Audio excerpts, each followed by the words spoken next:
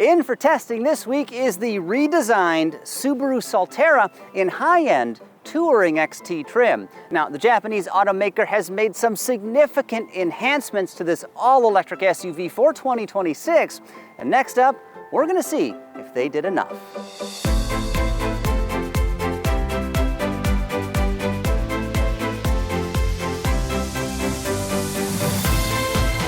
For help finding your next ride, check out the GreenCars Buyer's Guide. This easy-to-use tool lets you quickly compare a range of efficient vehicles to find the model that's right for you. To learn more, head on over to greencars.com. The future of driving starts here.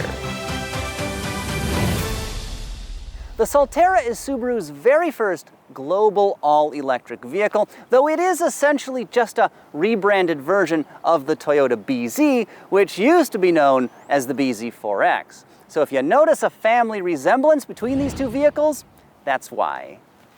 This battery-powered SUV's profile, tail lamp shape, and angular wheel arch trim all look basically identical to the Toyota, as does the interior. Still, the Solterra does have some unique styling elements, like those multi-LED lamps, the illuminated emblem, and more traditional front end. Plus, there's standard all-wheel drive. It's a big surprise for a Subaru, right? Overall, the refreshed Solterra is not unattractive, plus it's pleasant to drive and compares pretty favorably to some other two-row all-electric SUVs. But we'll get to all of that here in just a minute. Right now, let's cover some of the upgrades that Subaru made for 2026. Aside from a few styling tweaks, there are numerous important enhancements to cover here. For starters, there's a larger 74.7 kilowatt-hour lithium-ion battery pack for more range. The onboard charger is now rated at 11 kilowatts for faster energy absorption at home. You get a NACS charging port, which is sleeker and easier to use than the older CCS design. The Solterra's electric motors are more powerful. The all-wheel drive control system has been reworked to improve handling and comfort. The suspension has been retuned. Inside, there are dual 15-watt wireless charging pads, and there's a larger and standard 14-inch touchscreen.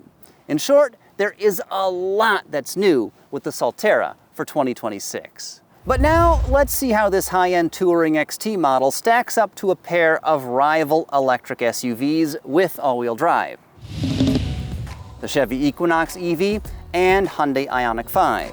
We'll start with range, then move on to DC fast charging performance, and finally, we'll talk pricing. So the Solterra offers an EPA-estimated maximum range of 288 miles, though the Touring XT and other higher trims top out at 278, a decent showing. In comparison, the all-wheel drive Equinox EV is good for up to 307 miles on a full charge, while a similar Ioniq 5 should offer up to 290 miles of range with 19-inch wheels, or just 269 if you opt for the larger 20s. When it comes to DC fast charging, the Solterra's maximum rate is a decent 150 kilowatts, enough to get you from a 10% state of charge to 80% in right around 30 minutes. Typical for GM, they're a bit cagey about speeds and feeds, but the Equinox EV also tops out at 150 kilowatts.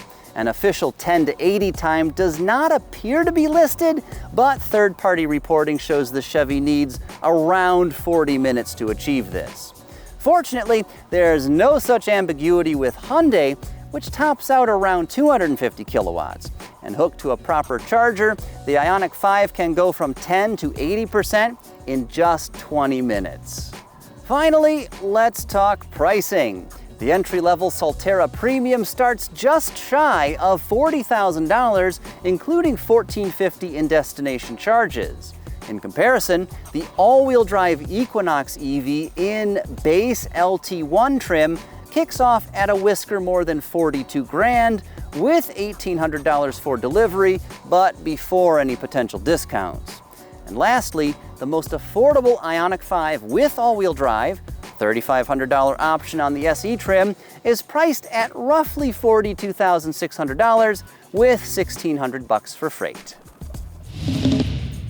All right, with all of those charts and numbers out of the way, let's check out the Solterra's interior and then go for a drive. So overall, this SUV is comfortable, pretty spacious, and well equipped, though this cabin is also, well, it's quite unusual, and I'll tell you why here in just a minute.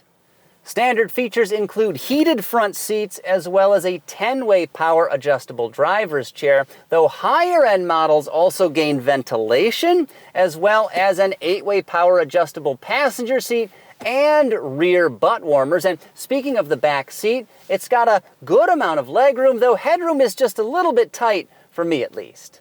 And then even further back, you get 23.8 cubic feet of space behind the second row. But if you fold the split backrest down, that number grows to an impressive 63.5 cubic feet, which is actually a little bit more than you get in either the Ioniq 5 or Equinox EV. Up front again, this familiar Toyota infotainment system on this beautiful 14-inch touchscreen is pretty responsive and intuitive enough. Plus, we've got wireless smartphone mirroring and even a digital rear view mirror, which is a feature I absolutely love. Now, aside from a pair of physical dials, this display is how you adjust most of the climate control systems, as well as turning on the available radiant heaters. Yes, this vehicle comes with basically leg warmers mounted up under the dashboard, an effective, if somewhat unusual feature. And that's just a small taste of this SUV's weirdness. Check this out. There's no glove box on the passenger side here, so you've got to store things in the center console. And while you've got this nifty double-hinged lid, this space is fairly small. Then we've got these gigantic wireless charging pads up front. That's a nice feature to have, though these are angled rearward and they're fairly shallow, so stuff tends to slide around if you're storing it there. The shifter also takes getting used to. And then we've got the digital instrument cluster. It's mounted very high on the dashboard, but in order to see it, they've made the overall diameter of the steering wheel fairly small, and they've flattened the top and bottom, so this thing actually feels kind of unusual in your hands, at least at first. There's a lot of weirdness in here, and it's not always for the better, though I do appreciate the pretty clean overall design, and I absolutely love the blue leatherette that they've used in this model. It really pops without going over the top. All right, but now let me just buckle up here, and then we'll take the Solterra for a spin. Not a literal spin. We'll be safe and responsible. You know what I mean. With upgraded motors, the Solterra is way more powerful than it used to be. Now, lower-end versions do have 233 horses, which I'm sure is just fine, but XT variants, they've got 338 horsepower, and that makes this SUV seriously quick. It explodes off the line if you jump on the accelerator pedal, and it just keeps pulling. As for the ride quality, it's well controlled and a bit on the firm side, but never harsh. The enhanced body rigidity and upgraded suspension provide a very premium feel, and I'll tell you, too many EVs these days have very bouncy, unsettled rides, but that is not the case at all with this one. Now, as I mentioned earlier, the shape of the steering wheel here is really weird, but just drive the Solterra for like 100 miles and you won't even notice it after that point. As for the steering itself, it's nicely weighted and really quite crisp, giving this SUV a surprisingly agile feel. See what I mean? Surprised even myself. Helping navigate your favorite trails, this Subaru has a generous 8.3 inches of ground clearance. There's also X mode, which tailors how the all-wheel drive system responds to different surfaces. Plus, you get hill descent control for even more confidence out in the dirt. But let's be honest, none of you are actually going to take this thing off-road, so enjoy this clip of me driving down a dirt road.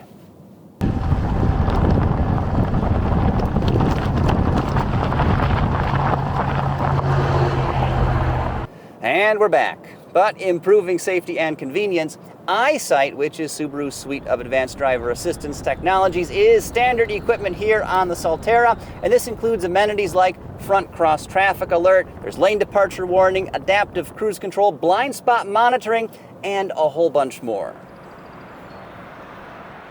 Overall, this SUV is comfortable, pleasant to drive, and extremely quick. If I did have any dynamic complaints, honestly, there's not much to gripe about, but if I did, it would probably be tire noise, which is a little bit elevated on certain road surfaces. But with that, let's recap the strengths and weaknesses of the Subaru Solterra here, and then we'll wrap up this review.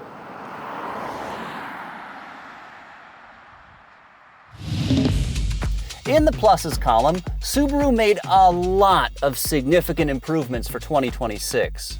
The Solterra's interior is comfortable and roomy. I appreciate this SUV's surprisingly engaging dynamics. The acceleration here is strong, and the tech provided is pretty solid. As for downsides, at least 300 miles of range would be nice. The DC fast charging performance is fine, but other EVs are better. And the interior is just a little too weird for me. So that's the refreshed Subaru Solterra. And even if it trails rival models in some areas, this is a far better vehicle than it was before. You know, I was really iffy about recommending the outgoing BZ4X or Solterra, but if you're shopping for an electric vehicle, definitely check one of these things out. Pricing is another great reason to grab a Solterra. As I mentioned earlier, the base trim goes for just about $40,000, but even this high-end Touring XT model isn't that outrageous. Unfortunately, the provided documentation did not include an MSRP. So I went on over to the Subaru consumer website and built this exact vehicle, and based on my calculations, this thing should go for just about $47,480, including $475 for fancy paint and $1,450 in destination fees. Now, that is not cheap, but it's actually less than the average new vehicle transaction price these days for the top shelf model, and that is not too bad, especially when you consider all of the enhancements that have been made for 2026. Okay, next up, if you want an EV but need something with 3 rows of seats, you've got to check out the Hyundai Ioniq 9. This family-friendly SUV has loads of interior space and plenty of range, and you can check out my full review of this vehicle right now by clicking the link over here.